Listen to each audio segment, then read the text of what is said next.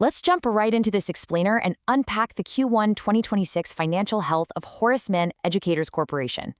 If you follow the insurance sector at all, you know the start of 2026 has been, well, kind of wild.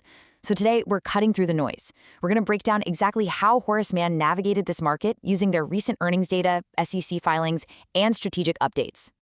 We're starting with a massive baseline here, a market capitalization of $1.9 billion. That's a serious footprint. It firmly establishes Horace Mann as a major mid-cap player, especially in their niche of providing financial solutions to educators. And spoiler alert, as we're about to see, that focused approach is really paying off and setting the stage for a record-breaking quarter. Here's our roadmap for the breakdown today. We'll look at how they beat expectations, top and bottom line growth, the P&C segment's profitability, their balance sheet, and finally, what this all means for returning value to you, the shareholder. First up, Q1 2026, beating expectations. Now, I want you to listen to how CEO Marie Desraitis frames this quarter. She calls it a record performance. And leadership doesn't just throw the word record around in official filings lightly. She points straight to two main engines driving this success: really strong profitability in property and casualty, and healthy top-line growth across the board. It's a massive green light that their strategies are working. And honestly, the data absolutely backs up her optimism. They posted a diluted earnings per share of exactly $1 for the quarter.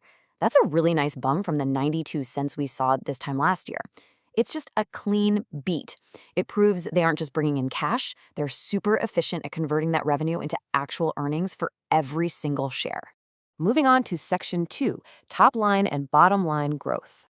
You can really see the upward trajectory right here.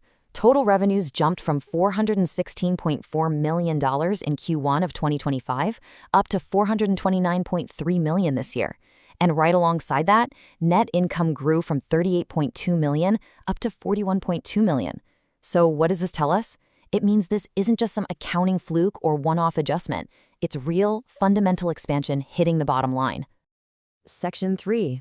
P&C segment drives profitability. Okay, if you're looking at insurance financials, the combined ratio is pretty much your ultimate litmus test for operational efficiency. It measures claims and expenses against the premiums coming in. Think of it kind of like a golf score. Lower is always better. Basically, anything under 100 means the company is turning an underwriting profit before they even touch their investment income. And Horace Mann, they achieved a stellar 83.3 points for the quarter. Now, in the insurance world, an 83.3 is an incredibly strong operational margin. It literally means that for every single dollar they collected in premium, they only spent about 83 cents on claims and operating expenses. That leaves a massive cushion for pure profit. So how did they pull that off? CFO Ryan Greener notes this is a huge 5-point improvement year over year. He chalks it up to lower claim severity, meaning the claims that did happen were cheaper to fix, and way lower catastrophe costs. Basically, when Mother Nature actually cooperates and your management is tight, you can generate some incredible cash flow. If we dig a little deeper into those premiums, there's a really interesting strategic divergence. Check this out. Property premiums surged by 14%, but auto premiums? Totally flat. Why? Because they are actively prioritizing profitability over blind growth. They're intentionally holding auto flat so they can focus on targeted markets where the profit margins actually make sense. It's disciplined, and clearly, it paid off in that 83.3 ratio. Section 4. Balance sheet and capital. Taking a look under the hood, their adjusted debt to total capitalization is sitting super comfortably at 26.5%. The big takeaway for you here is that Horace Mann is absolutely not over-leveraged. That 26.5% is right in the sweet spot of management's conservative long-term goals. They have plenty of breathing room and aren't carrying dangerous levels of debt. Bolstering that structure is a rock-solid shareholders' equity of $1.47 billion. That's basically the company's net worth, total assets minus total liabilities. It just proves that the foundation underneath these flashy quarterly earnings is incredibly sturdy. It provides a phenomenal margin of safety against any future economic headwinds. Finally, Section 5, returning value to shareholders. At the end of the day, investors want to know what's in it for them, right? Well, they're currently seeing a very compelling dividend yield of 3.07%. And that's not just a theoretical promise. They actually paid out nearly $15 million in real cash dividends this quarter alone.